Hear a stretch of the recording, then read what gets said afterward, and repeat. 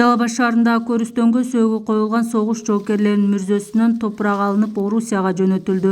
1941 жылдан 45 жылдары улуу ата мекендик согушта жаратылган 5 жоокер Жалал Абад шаарындагы ооруканалардын бирине дарылоо үчүн алынып келинген.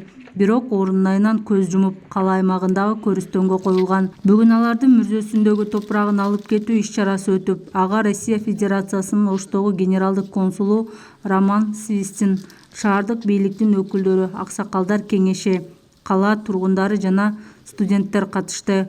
Улуу ата мекендик согуштун 75 жылдыгына карата Орусиянын Дорога памяти деген патриоттук паркындагы ири мемориалдык комплекске мындагы баатырлардын ысымдары жазылып коюлат.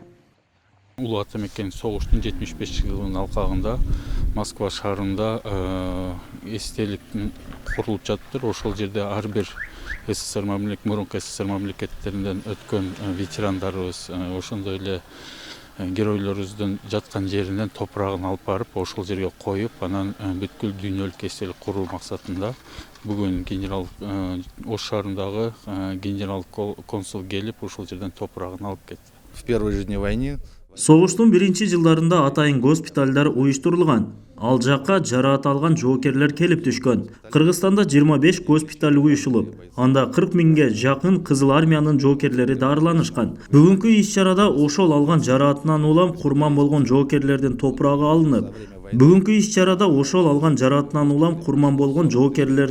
топурагы алынып, атайын тактайга ысымдары түшүрүлүп, Москва шаарына коюлмакчы. в том числе и те захоронения.